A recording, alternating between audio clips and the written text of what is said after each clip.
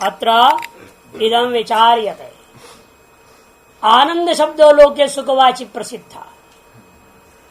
आनंद शब्द जो है विज्ञानम आनंदम ब्रह्म आपने घोषणा कर दिया महावाक्य, लेकिन यहाँ आनंद शब्द का अर्थ क्या? यथा लोक में वैसा लोग है तो गड़बड़ होएगा। आनंद शब्द लोक में तो सुखवाची रूपेण प्रसिद्ध है, सुखवाचक शब्दत्व स्वीकार किया गया। अत्र जब ब्रह्मणो विशेषणत्व आनंद शब्द श्रूयत, और यहाँ पर इस वाक्य में ब्रह्म का विशेषण रूपेण आनंद शब्द का श्रवण हो रहा है। कैसे? आनंदम ब्रह्म इति। श्रुत्यंतर अन्य श्रुतियों में भी हमने ऐसे ही सुना, आनंदो ब्रह्मेति विजानात् आनंदम ब्रह्मणो विद्वान यदेश आकाश आनंद न स्यात् यो वै भूमा तत्सुखम इति च। अनेक श्रुतियों में तैत्रीय पहला तीनों की तीनों तैत्रीय है, आनंद ब्रह्मेति विजानात् आनंद ब्रह्मणो विद्वान यदेश आनंद न स्यात् इत्यादि। उसके बाद छांदों की दिया यो वै भूमा तत्सुखम इति च। एष परमानंदः इत्युमाद्याः, और एष परमानंद बृहदारण्यक, इन सकल उपनिषदों में आप देखने को मिल रहा है आनंद शब्द ब्रह्म का विशेषण रूपेण प्रयोग किया, और वह आनंद सुख का वाचक है। और सुख भी कैसा सुख का वाचक है? लोक में प्रसिद्ध संवेद्य सुख है, वेद्य है। स्वरूपता सुख कोई जानता ही नहीं। दुनिया में जो सुख प्रसिद्ध, कैसा सुख प्रसिद्ध है? इंद्रियों के द्वारा सम्यक प्रकार से वेद्य सुख ही जानते हैं, और तारस वेद्य सुख में ही आनंद शब्द होता है कि नहीं? आज के आनंद की जय हो कहते, मैंने आज का आनंद है ना, मैंने परिच्छिन्न आनंद है, आज का है, अभी का है, सदा रहने वाला नहीं। बल्ले बल्ले बोलते ना पंजाबी, बड़े खुश हो जाते आज के आनंद। तो संवेद्य सुख है आनंद शब्द प्रसिद्ध, अतः संवेद्य सुख में ही जो है ना आनंद शब्द प्रसिद्ध है। ब्रह्मांड यदि संवेद्य स्यात्, और ब्रह्मांड को भी आप यदि संवेद्य मानते हो, युक्त है ब्रह्मणि आनंद शब्द, तब तो ब्रह्म में भी ये आनंद शब्द का प्रयोग करना उचित ठहरता है। ननुच श्रुति प्रामाण्यात् संवेद्या स्वरूपमेव ब्रह्म किंतु तत्र विचार्यम्। तो पूर्व पक्ष कहता है इसे क्या विचार करना है, सीधी सीधी बात है। श्रुति के प्रामाण्यता से भी और लोक के आधार पर भी पक्का हो गया मामला, संवेद्य आनंद स्वरूप ही ब्रह्म है, ये बात सिद्ध हो गई। ये विचार करने की जरूरत क्या? किंतु तत्र विचार्यम्। तो सिद्धांत कहते नहीं, ये तो अपनी श्रुतियों को सुनना, दूसरी श्रुतियां और भी कहती हैं कुछ और। विरुद्ध श्रुति वाक्य दर्शनात्, वहां तो स्वरूप सुख लग रहा है, एक में अद्वितीय है, वहां वेद्य वेदक भाव है ही नहीं, तो उस स्थल में क्या होगा? फिर उन वाक्यों की क्या गति होगी? परस्पर सारी श्रुतियों का समन्वय होना चाहिए ना, कुछ श्रुतियों के आधार पर तो चल नहीं सकते। वही कह रहे हैं विरुद्ध श्रुति वाक्य दर्शनात्, विरुद्ध श्रुति वाक्यों को देखने को मिला है। सत्यम आनंद शब्द ब्रह्मणि श्रूयते विज्ञान प्रच्छेदश्च एकत्व। एक आपने जो कहा वो बात तो ठीक है, आनंद शब्द ब्रह्म में श्रुत है, लेकिन समस्या मेरे सामने दूसरा आ रहा है, विज्ञान का ही प्रतिषेध कर दिया है दूसरे वाक्य। किसी चीज की विज्ञान नहीं होती, ज्ञान स्वरूप ही रहता है, ज्ञप्ति ही होता है। सत्यम ज्ञानम अनंतम ब्रह्म कह दिया है, ज्ञान स्वरूप ही ब्रह्म, विषय विषयी भाव वाला ज्ञान है नहीं वहां। विज्ञान प्रतिषेधश्च एकत्व, एकत्व से दे विज्ञान का प्रतिषेध किया तो उन वाक्यों का क्या गति होगा? फिर विज्ञान का प्रतिषेध का मतलब क्या? वेद्य का भी प्रतिषेध, वेद्य का ही तो विज्ञान होगा, अतः क्या है? वेद्यता ही नहीं है, अतः संवेद्य नहीं रहा, अतः विज्ञान भी नहीं रहा। कहा? एकत्व में। उन वाक्यों का, इसलिए एकत्व कथन करने वाले जो वाक्यों का आनंद रूपी विशेषण वाला ब्रह्म एक कथन करने वाक्यों पर विरोध वाक्य नहीं हुआ। यदि विज्ञानम आनंदम ब्रह्म में आनंद शब्द संवेद्य सुख रूप ले लेते हो, संवेद्य सुख, जैसे नहीं है एक मानते ना गुण, गुण गुणी भाव, गुण गुणी भाव कहाँ है? द्वैत में होता है। एकत्व में नहीं। अतएव यहाँ परस्पर विरोध हमें दिख रहा है। कुछ वाक्य तो एकत्व निष्ठ वाक्य हैं, कुछ वाक्य तो द्वित्वनिष्ठ वाक्य, द्वैतनिष्ठ वाक्य हैं। यदि ध्यान रखना है, यद्यपि वो द्वैतनिष्ठ वाक्य नहीं है, यदि उन वाक्यों के शब्द जो आनंद शब्द है उसको गुणवाचक मानोगे तो वो द्वैतनिष्ठ वाक्य हो जाएंगे। यदि वह आनंद शब्द का अर्थ संवेद्य अर्थात गुण रूपा सुख का वाचक मान लेंगे तो तारस आनंदवान ब्रह्म हो जाएगा, सुखवान ब्रह्म हो जाएगा, है ये नहीं। गुण वाला होगा तो द्वैतनिष्ठ तब होता है। और इधर एकत्व कथन करने वाले वाक्य उन दोनों का परस्पर विरोध हो जाता है। एकत्व कौन वाक्य है? एकत्व कथन कर रहे यत्त्वस्य सर्वमात्मभूत केन कम पश्येत तत्केन कम विजानीयात् यत्र नान्यत् पश्यति नान्यत् शृणोति नान्यत् विजानाति स भूमा प्राज्ञेन आत्मना संपरिशुक्तो न बाह्यं किंचन वेद इत्यादि। ये सब श्रुतियां एकत्व का प्रतिपादित श्रुतियां हैं, इनके साथ उनका विरोध हो रहा है। यत्र सर्वमात्मैवबोध, जहां इस उपासक का या जो है मुमुक्षु का चिंतन करते करते सर्वम आत्म सब कुछ आत्मा से अभिन्न हो जाता है, तब केन कम पश्येत, और किस साधन से किस ज्ञेय को संवेद्य को ग्रहण करेगा। केन कम विजानीयात्, इधर विज्ञान का निषेध हो गया। छांदोग्य में भी कहते हैं यत्र नान्यत् पश्यति नान्यत् शृणोति नान्यत् विजानाति स भूमा। जिस समय यह मुमुक्ष सर्व प्रतिष्ठित होकर के अन्यत्व न किसी चीज को अनुभव नहीं करता, अन्य चीज को श्रवण नहीं कर रहा, अन्यत्व किसी संवेद्यों को ग्रहण नहीं कर रहा है, संवेद्य का ज्ञान नहीं है, वह भूमा है। इस प्रकार से वेद्य और उसका विज्ञान का निषेध कर दिया। प्राज्ञेन आत्मा संपरिष्वक्त न बाह्यं किंचन वेद। अपने प्राज्ञ आत्म स्वरूप के साथ एक भूत और सुषुप्ति में भी क्या हो रहा है, व्यक्ति बाहर कुछ भी नहीं जानता। मैंने विज्ञान निषेध से स्वतः ही विज्ञान का भी निषेध हुआ कि नहीं हुआ, है कि नहीं। संवित्ति का निषेध कर दिया आपने तो संवेद्य का निषेध हो जाएगा। जब संवित्त ही नहीं रह गया, ज्ञान ही नहीं है, इसका मतलब क्या, ज्ञेय भी नहीं है इत्यादि। विरुद्ध श्रुति वाक्य दर्शनात् तेन कर्तव्य विचार।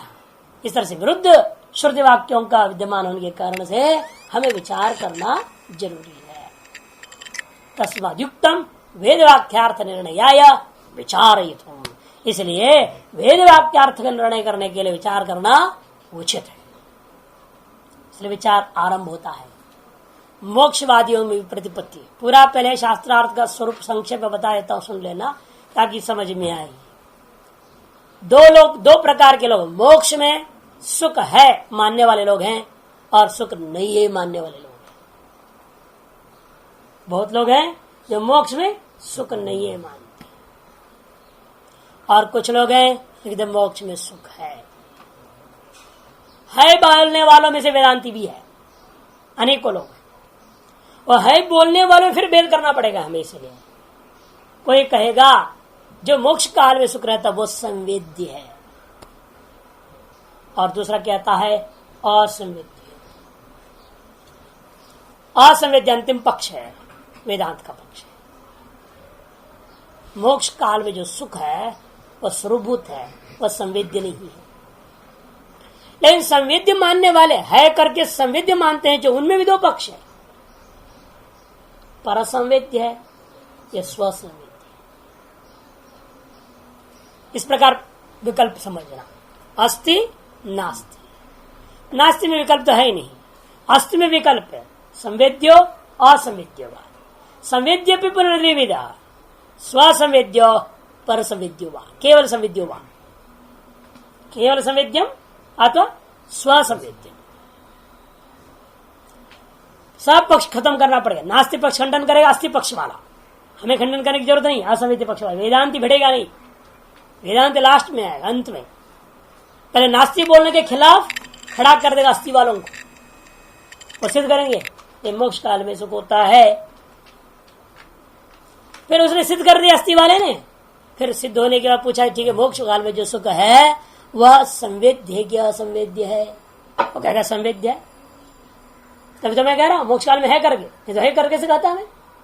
मैंने अनुभव किया है, मोक्ष में था सुख, श्रुति वगैरह पे प्रमाण है, मोक्ष में रहता है सुख, अनेक श्रुति देगा प्रमाण। यहाँ मोक्ष काल में सुख होता है, वो संवेद्य है।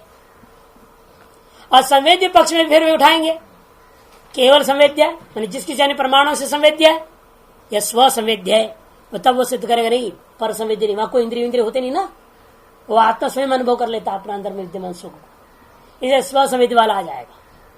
पर संवेद्य को खंडन करके स्व संवेद्य वाला सिद्ध करेगा। फिर स्व संवेद्यात्व में कर्तृकर्मादि दोषों का कथन करता हुआ खंडन करते हुए मुख्य सिद्धांत आएगा, मोक्षकालीन सुख असंवेद्य है स्वरूपभूतत्वात्। ये संपूर्ण शास्त्रार्थ का निचोड़ है। अब आइए शास्त्रार्थ में घुसिए, पता चलता है सांख्या मोक्षवादी प्रतिपत्ति प्रतिपत्तिश्च। इसलिए भी हमें यहाँ शास्त्र का वाक्यार्थ निर्णय करने के लिए विचार करना जरूरी है कि मोक्षवादियों में भी परस्पर भी प्रतिपत्ति है। कोई कहता सुख है, कोई नहीं है कह रहा है, तब क्या करोगे? इसलिए भी विचार करना जरूरी है। दो हेतु दिया, विरुद्ध श्रुति वाक्य दर्शनात् और मोक्षवादी विप्रतिपत्तिश्च। इन दो हेतुओं से सिद्ध हुआ कि विज्ञानमान ब्रह्म में आनंद शब्द वाच्यता क्या है, वाच्यार्थ है, इसका कुछ है या नहीं, या लक्ष्यार्थ ही लेना है, स्वरूप परक लेना है, क्या लेना है उस आनंद शब्द का अर्थ, यह निर्णय करने के लिए विचार करना जरूरी है। ये सिद्ध कर दिया। अभी प्रतिपत्ति बता रहे हैं, इस विरुद्ध वाक्यों को बताए, मोक्षवादियों की भी प्रतिपत्ति को दिखा रहे हैं। सांख्या वैशेषिकाश्च मोक्षवादिनो नास्ति मोक्ष सुखमिति। सांख्य दर्शन वाले और वैशेषिक दर्शन वाले कहते हैं, मोक्षवादी ये भी हैं, इन्हें क्या कहते हैं, मोक्ष में सुख नाम का चीज नहीं होता। 21 प्रकार के दुख का ध्वंस होता है, तो सुख का भी ध्वंस हो जाता है ना। आत्मा के विशिष्ट गुणों का ध्वंस माना उन्होंने। 21 प्रकार का दुख का ध्वंस ही मोक्ष है। मोक्ष सुख नाम का चीज नहीं है। दुख का अभाव, आत्यंतिक दुख का निवृत्ति, ये तो आत्यंतिक एकांतिक, ये तो शब्द प्रयोग किया सांख्य कारिका के पहले कारिका में। आत्यंतिकत्वेन और एकांतिकत्वेन दुख का अभाव होने का नाम ही मोक्ष है। इसलिए सुख नाम का मोक्ष नहीं है, सुखवान मोक्ष भी नहीं है, नित्य सुख वाला मोक्ष भी नहीं है। उनका सुख है ही नहीं मोक्ष में, दुख का अभाव है बस। इसी प्रकार वैशेषिक का भी कहना है। वो भी ईश्वर वगैरह मानते हैं ना, सांख्य और वैशेषिक दोनों ईश्वर नहीं मानते। जो ईश्वर मानेंगे वही तो सुखादि मानेंगे। जो सुख देने वाला कोई बैठा है वो देगा। जैसे माँ बाप जो अपने बच्चे को सुख देते कि नहीं देते, इसका कपड़ा पहनाते हैं, वस्त्र देखते हैं, सजाए भाई, रात्रि सोया हुआ है तो भी चीजें देखते रहते हैं कि कंबल तो नहीं खिसक गया, ठंड तो नहीं लग रहा है। कितना कहर करते हैं माता पिता। उसी प्रकार से ईश्वर बैठा हुआ है, आपके हर कर्म के हिसाब से सुख दुख देने की सारी व्यवस्था लेके बैठा हुआ है। हर चीज उसके पास उपलब्ध है, तुरंत इस्तेमाल होगा। जैसे घर में माता सब चेहरे रखते हैं ना, बाम रखा हुआ, ये रखा, वो रखा, दुनिया भर रखता है। क्यों रखते हैं? जरूरी है।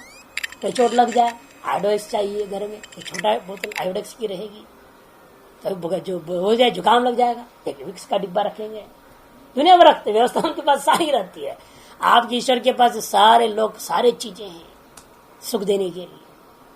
जैसा कर्म करोगे तुरंत यहां से भेज देगा, पितृलोक काम वाले को पितृलोक भेजेगा, वहां पर सारी व्यवस्था उसके लिए सुख का। स्त्रीलोक काम के स्त्रीलोक में भेज देगा, अप्सराओं के पास भेज देगा, जहां स्वर्ग में डाल रहा है वहां सारी व्यवस्था है सुख का। इधर ईश्वर अस्तित्ववादी लोगों में ही सुख विशेष मानते मोक्ष में, और अनीश्वरवादी लोग भी मान नहीं सकते। इन अनीश्वरवादियों में भी एक व्यक्ति जो सुख मानता है मोक्ष में, कौन है? मीमांसक। मीमांसक भी अनीश्वरवादी है, उधर कर्म से ही मोक्ष मिलेगा। और मोक्ष क्या? स्वर्ग है। स्वर्ग क्या है? सुख ही सुख है वहां पर। अतः मोक्ष में सुख मानता है अनीश्वरवादी होता हुआ भी मीमांसक। अन्य जितने भी अनीश्वरवादी हैं उनमें से कोई भी मोक्ष में सुख नहीं मानते। और शेषवरवादी लोग तो मानते ही हैं सभी के सभी मोक्ष में सुख। कोई नहीं कहता मोक्ष में सुख नहीं होता। संवेद्य मित्यम में प्रतिपन्ना, लेकिन मोक्ष सुख है मानने वाले में परस्पर लड़ाई है। कोई कहता है संवेद्य वो सुख, हमारा ज्ञान का विषय होता है मैं सुख को भोग कर रहा हूं इसलिए मैं मुक्त पुरुष हूं, ऐसा अनुभव कर रहेगा वो अपना सुख को स्व आत्मा का गुणत्व या भिन्नत्व विषयत्व अनुभव करता है सुख को, इसलिए संवेद्य है ऐसा कुछ लोगों का कहना है। अन्य दूसरे कहते नहीं भाई संवेद्य में है ठीक है लेकिन केवल संवेद्य नहीं है, निर्दिशयम सुखम स्वसंवेद्य, दूसरे का अन्य निर्दिशयम सुखम और स्वसंवेद्य मानते हैं और अपना मत असंवेद्य स्वरूप होता है। किंतावद्युक्तम विप्रतिपत्ति बता दिया, अविचार आरंभ होता है। किंतावद्युक्तम आनंदादि श्रवणात् जक्षत किरण रममाण सैनिक पितृलोक काम होती यह सर्वज्ञ सर्वान कामान समश्रुत है इत्ते श्रुतिभ्य मोक्ष सुखम संवेद्यम। किंतावद्युक्तम ये प्रश्न, उसके लिए विश्राम नहीं होना चाहिए, गलत विश्राम जो छपा है ना आनंदादि श्रवणात्, वहां विश्राम नहीं होना चाहिए। उसके पूर्व पक्ष आरंभ करता है, यहां से पूर्व पक्ष बोलना शुरू किया। आनंदादि श्रवणात्, एक तो आनंदादि शब्द श्रवण है इसलिए भी मोक्ष में सुख होता है मानना ही पड़ेगा। नास्तिवाद के खिलाफ बोल रहे पहले अस्थि और असंवेद्य भी अस्थि च संवेद्यंच पहला पूर्व पक्ष। नास्ति पूर्वक तो इतर में खत्म हो गया। आनंदादि श्रवणात् एक ही हेतु से नास्तिवादी का खंडन हो गया और संवेद्य उसके लिए प्रमाण दे रहा है। अब अस्थिवादी में आगे ना दो संवेद्य और असंवेद्य। संवेद्य में भी पहला पक्ष केवल संवेद्य है, इंद्रियों के द्वारा भी भोग कर सकता है। मोक्ष में भी विलक्षण इंद्रियां होते हैं और इनसे वो सुख भोग करता है। मोक्ष में सो क्या प्रमाण, जक्षत क्रीडन रममाण, देखो ना खाता पीता है खेलता कूदता है मौज लेता है, स्त्री विरवा यहाँ नहीं रवा, औरतों के साथ रासलीला रचता है यहाँ नहीं रवा, और गाड़ी घोड़े भी खूब घूम लेता है। बिना इंद्रियों का कैसे होगा? अतएव इंद्रिय संवेद्य केवल संवेद्य वो सुख जो मोक्ष में होता है ऐसे उस प्रमाण सिद्ध करता है। इतना ही नहीं, सैद पितृलोक कामो भवती बृहदारण्यक में कहा था यह सर्वज्ञ सर्वित जो सर्वज्ञ सर्ववेत्ता होता है और सर्वान कामान समस्त है, सकल कामनाओं को भोग करता है, तो अतएव वह केवल संवेद्य इंद्रियों के द्वारा भी वहां पर मोक्ष का अनुभव होगा। कैसा इंद्रियां होते हैं? ठीक है, यहाँ जैसा इंद्रियां नहीं होते हैं जो बाद में कभी न कभी चश्मा पहनना पड़ जाए। वहां विलक्षण इंद्रिय बिल्कुल कभी नहीं पहनना पड़ता है, 16 साल वाला ही रहेगा, वो बूढ़ा भी नहीं होता, सदा ही 16 से 20 साल का बीच वाला ही बना रहता है, जवानी सदा सदा सदा है, सब आनंद भोगता है। इसलिए मानना पड़ेगा वह केवल संवेद्य है। इत्यादि श्रुतिभ्य मोक्षे सुखम अस्ति संवेद्यंच भवति इति सिद्धांत पूर्व पक्ष। सिद्धांत कहता है भाई हमने भी तो सुनाया था, वो तो भूल जाओगे क्या? एकत्व श्रवण कराया था मैंने। ननो एकत्व है कारक विभाग अभावात विज्ञान अनुपपत्ति। हमने कहा एकत्व कह दिया था, अनेक श्रुतियां हैं उसके लिए भी, और जब अनेकत्व एकत्व का ध्यान कर दिया तो कारक कहां से आएंगे? वो इंद्रियां विषय वगैरह कारक भेद है ना, ये कर्तृकर्म वगैरह होना चाहिए, कर्ण चाहिए, कर्तृकर्म कर्ण का नाम ही कारक भेद है। उसके लक्षण निर्माण हो ही नहीं सकता, कर्ता भी है, वहां क्रीड़ा हो रहा है तो कर्म भी है, कर्ण भी है जिसे कर रहा है, कर्तृकर्म कर्ण भेद है वहां, और यहाँ पर जहां एकत्व है वहां कारक है नहीं, इसलिए विज्ञान ही नहीं हो सकता। और क्रियाश्च अनेक कारक साध्यता विज्ञान क्रियात्मक, और क्रिया क्या है? अनेक कारक साध्य होता है, और विज्ञान क्या है? क्रिया रूप है, और उसका हमने निषेध कर दिया, विज्ञान का निषेध कर दिया एकत्व में। इसका मतलब क्या? क्रिया नहीं है, अतएव कारक नहीं है, अतएव संवेद्य नहीं है। तब पूर्व पक्षी कहता है महाराज इसे मत कहिए, वो वाक्यों की हम बाद में सदगति देंगे, उसकी भी चिंता मत करो, पहले हम जो करे सुनो। ये भी तो शब्द है ना, श्रुति है ना, जक्षण क्रीडन रममाण से पितृलोक काम सर्वज्ञ सर्वान कामान समष्टुत है। शब्द प्रामाण्यात भवेद विज्ञानम आनंद विषय। अरे वो जो विज्ञान निषेध कर रहा है ना, वो घटपटादि अन्य विज्ञान का निषेध कर रहा है, आप समझते नहीं? वहां मोक्ष में घटपटादि सांसारिक विज्ञान विषय नहीं होता, एतादृश विज्ञान नहीं होता, किंतु वहां तो आनंद ही आनंद है, आनंद ही आनंद है, आनंद है।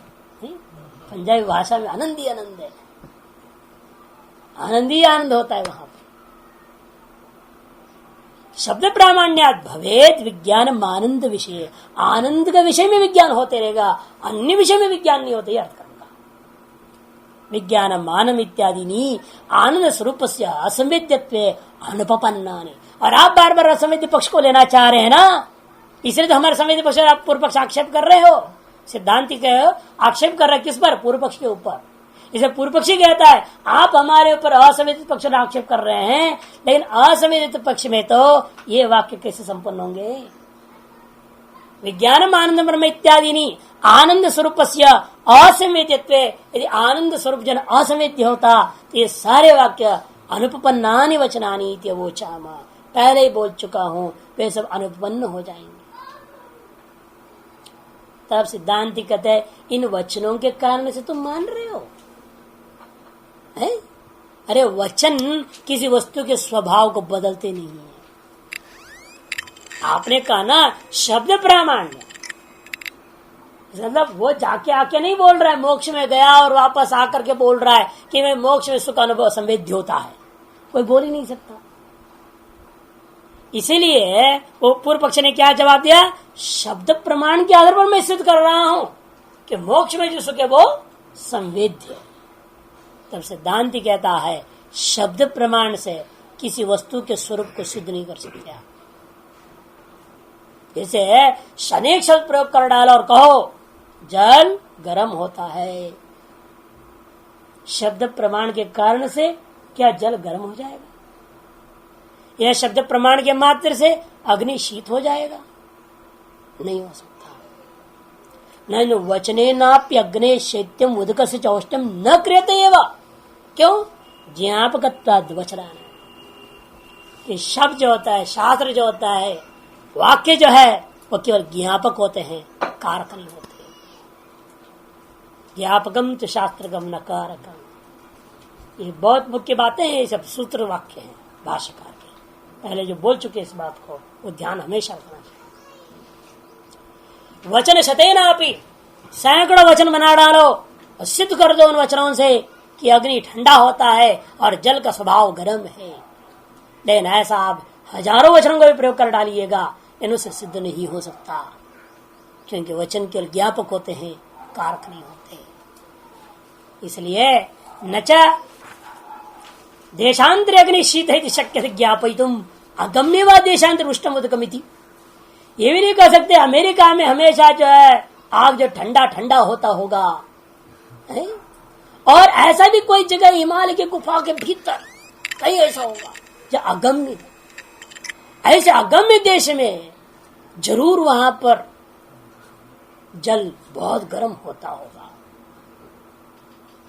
ऐसे भी कोई मान ले, ये कभी नहीं हो सकता है। तब पूर्व पक्षी कहता है महाराज मैं ये बात कही नहीं रहा हूं शब्दों के केवल आधार पर। न पूर्व पक्षी कहता है ना, आप ऐसे उल्टा पाठ मत पढ़ाइए। अरे लौकिक बात को लेकर कर बार बार, अरे हमने अभी बताया मोक्ष काल में आनंद विषय विज्ञान मात्र होता है, अन्य विषय विज्ञान। इसलिए आप जो है मोक्षकालीन सुख की तुलना जो शब्द प्रमाण सिद्ध है उसको लौकिक अग्नि और जलादिक स्वभाव के साथ कैसे जोड़ रहे हो? इसके साथ उसको मत तुलना करो। प्रत्येगात्म आनंद विज्ञान दर्शनार्थ, अरे प्रत्येगात्मा में आनंद विज्ञान श्रुतियां दर्शा रही है, उसको आप काट नहीं सकते। लौकिक पदार्थों की अग्नि की शैत्यता या जल की जो उष्णता को साबित नहीं कर सकता कोई शब्दों के द्वारा, परिवर्तन नहीं ला सकता है, लेकिन प्रत्येगात्मा की आनंद की संवेद्यता को कोई काट नहीं सकता है, क्योंकि श्रुति प्रमाण से सिद्ध है। और श्रुति प्रमाण सिद्ध वस्तु को आप तभी काट सकते हैं यदि वह प्रत्यक्ष विरुद्ध होता है। आप ये बात क्यों कह रहे हैं? शब्दों के द्वारा अग्नि ठंडा है ऐसा बोलने पर अग्नि ठंडा नहीं होता, क्यों बोल रहे हैं आप? आपके पास आधार यही है प्रत्यक्ष। प्रत्यक्ष में आप यही देखते हो सदा अग्नि उष्ण ही होता है, जल शीत ही होता है। अतएव आप ये बात रट करके बोल रहे हो कि शब्दों के द्वारा कोई अग्नि को ठंडा नहीं कर सकता और जल का स्वभाव गर्म नहीं कर सकता। लेकिन क्या ऐसा कोई प्रमाण है प्रत्यक्ष, क्योंकि प्रत्येगात्मा में आनंद का अनुभव नहीं होता। यदि जैसा प्रत्यक्ष प्रमाण सिद्ध है, अग्नि गर्म जल ठंडा, अतः इसका विपरीत शब्द नहीं कथन कर सकता। लेकिन ऐसा यदि है तो प्रत्येगात्मा में आनंद विषय रूपेण अनुभव नहीं होता, सुख का अनुभव नहीं होता। ऐसा यदि प्रत्यक्ष सिद्ध होता तो मैं मान लेता कि ये जो वाक्य है अप्रामाणिक, लेकिन ऐसा नहीं है। प्रत्यक्ष अवरुद्धत्वात् शब्द को प्रमाण मानना पड़ेगा। और वो वाक्यों का अप्रमाण क्यों मानता हूं? इसलिए क्योंकि वो प्रत्यक्ष विरुद्ध है। कोई कहे अग्नि शीतम तो हम उसका खंडन करेंगे, क्यों?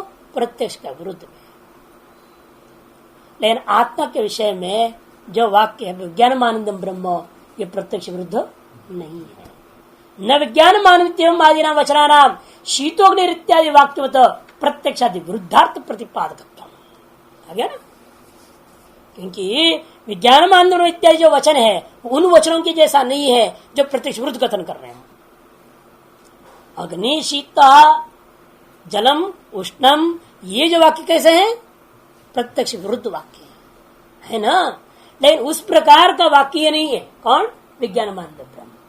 कि विज्ञानमानंदम ब्रह्म किसी प्रत्यक्षादि का विरुद्ध बात कथन नहीं कर रहा है। अग्नि शीता जो वाक्य है वो प्रत्यक्ष विरुद्ध बात कथन कर रहा है, अतएव वाक्य को अप्रामाणिक कह दो, आप मान लेते हैं। लेकिन विज्ञानमानंदम ब्रह्म जो वाक्य है कोई प्रत्यक्ष नहीं, प्रत्यक्षादि किसी भी प्रमाण के विरुद्ध वचन नहीं कर रहा है। अतएव जो है हम उस वाक्य को प्रामाणिक मानेंगे। तद्वारा निश्चय करता हूं कि मोक्षकालीन सुख संवेद्य है। इतना ही नहीं, पूर्व पक्ष कहता है अनुभूयते तो अविरुद्धार्थता। सारी दुनिया अनुभव कर रही है, मैं सुख का अनुभव कर रहा हूं, और फिर कहते हो सुख संवेद्य नहीं है, कैसा होगा? जैसे जागृत काल में, स्वप्न काल में, सुषुप्ति काल में, यहां पर जीते जी आप सुख को स्व अपना संवेद्यत्व अनुभव करोगे, नहीं कर रहे हो? केवल संवेद्यत्व जागृत और स्वप्न में, और सुषुप्ति में स्व संवेद्यत्व अनुभव कर रहे हैं। आ गया सुषुप्ति को ला करके जानकर क्या कर रहे हैं? केवल संवेद्य पक्ष को काट करके स्व संवेद्यत्व को सिद्ध करते हैं। संवेद्य है लेकिन केवल संवेद्य नहीं, यथा जागृति इंद्रिय सापेक्ष। केवल संवेद्य का मतलब क्या? इंद्र सापेक्ष संवेद्यता। लेकिन सुषुप्ति में क्या है? स्वप्न और जागृत समान कोई इंद्रिया नहीं है, फिर भी अनुभव क्या कहता है? सुखम अहम अस्वाप्सम, मैं सुखपूर्वक सोया था। इसका मतलब आपने सुख का अनुभव किया, अर्थात आपका संवेद्य सुख था। लेकिन आपका संवेद्य सुख का संवेदन आपने किसी इंद्रिय से नहीं किया, अतएव आपके संवेद्य सुख कैसा सुख है? स्व संवेद्य सुख है। सुषुप्ति कालीन सुख से सिद्ध हो गया, स्व संवेद्य सुख होता है। यथा सुषुप्त स्व सुखम अस्ति तथा मोक्ष काले भी स्व संवेद्य सुखम अस्ति सिद्ध हो गया। अतः मोक्ष काल में सुख होता है और वह स्वसंवेद्य भी होता है, ये सिद्ध कर दिया। सुखी अहमिति सुखात्मकम आत्मन स्वयमेव वेदयते। सुखी अहम सुखम अस्वाप्सम इत्यादि वाक्यों के द्वारा अपना अनुभव को प्रकट करता हुआ हर एक जीवात्मा सुखात्मकम आत्मनम स्वयमेव वेदयते, स्वयं ही अनुभव कर रहा है, स्वसंवेद्य है। तस्मात् सूत्राम प्रत्यक्ष अविरुद्धार्थता, इसलिए अनायास सिद्ध हो गया है कि सुख जो मोक्षकालीन वह स्वसंवेद्य है। यह बात प्रत्यक्ष का अविरुद्ध है, अतएव वाक्य प्रामाणिक है। अग्नि शीतम के समान ये जो हमारे वाक्य अप्रामाणिक नहीं है। अग्नि शीतम वाक्य अप्रामाणिक इसलिए है क्योंकि प्रत्यक्ष का विरुद्ध था। विज्ञानम आनंदम ब्रह्म, यह वचन यह शब्द प्रमाण अप्रामाणिक नहीं है क्योंकि प्रत्यक्षादि का विरुद्ध नहीं, क्योंकि प्रत्यक्षादि का अनुकूल ही। तस्मात् आनंदम ब्रह्म विज्ञानात्मकम तत्सत स्वयमेव वेद। इसलिए सिद्ध हो गया आनंदम ब्रह्म विज्ञानात्मकम, आनंद जो ना ब्रह्म ज्ञान का विषय बन जाता है और वह स्वयमेव संवेद्य है, वो स्वयमेव वेदयते। तथा आनंद प्रतिपादिका श्रुतयः समंजसा स्युः। इससे ऐसा स्वीकार करने पे क्या लाभ हुआ? आनंद की प्रतिभा सारी श्रुतियां की समन्वय हो जाता है। इतना ही नहीं, जक्षण क्रीडन रमण इत्याद्या पूर्वोक्ता, और जक्षण क्रीडन रमण इत्यादि जो परसमेत्य रूपेण स्वीकार कर रहा था जो, वो भी वाक्य स्वसमेत्य में कोई आपत्ति नहीं है। जैसे स्वप्रकालीन जो है सुख का अनुभव ये तो शरीरीय इंद्रियों के द्वारा नहीं हो रहा है, स्थूल शरीर का इंद्रिय यही रह गया। स्वप्न में कल्पित शरीर कल्पित इंद्रियों के द्वारा सुख का अनुभव होता है, इसलिए जक्षण ब्रह्मांड में घट जाएगा। वो कल्पित वहां शरीर मान लो, कल्पित इंद्रिया मान लीजिए, उन कल्पित उससे यथार्थ होता नहीं, उसके द्वारा जो सुख अनुभव है वो भी स्वसंवेद्य ही माना जाएगा। ये सारा वाक्य समन्वय हो जाता है चेत अमुख्य सिद्धांत आता है। न ऐसा नहीं हो सकता। क्यों? कार्यकरण अभावे अनुपत्ति विज्ञान से, मोक्ष काल में जब कार्यकरण संघात ही नहीं है वहां पर विज्ञान की उत्पत्ति हो नहीं सकती। जो दृष्टांत तुम दे रहे हो स्वप्न का या सुषुप्ति का, वह सब कार्यकरण संघात विशिष्ट की है, और मोक्ष में कोई कार्यकरण संघात नाम का चीज नहीं। अतः वहां पर विज्ञान नहीं हो सकता। जब विज्ञान उत्पन्न नहीं हो सकता, विज्ञान का विषय रूपेण मोक्ष काल में सुख का अनुभव नहीं हो सकता। शरीर वियोगो ही मोक्ष आत्यंतिक, शरीर के साथ संबंध का अभाव हो जाना ही आत्यंतिक मोक्ष कहा गया, जिसको अन्य लोग विदेह मुक्ति भी कहते हैं। जीवन मुक्ति में भी क्या होता है? वास्तव में शरीर के साथ संग खत्म हो जाता है।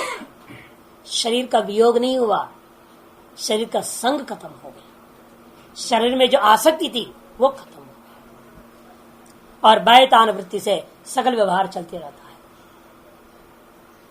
इसे कार्यकरण अभाव है अनुपत्ति विज्ञान से शरीर वियोग ही मोक्ष आत्यंतिक। शरीर अभाव कर्ण अनुपत्ति आश्रय अभाव।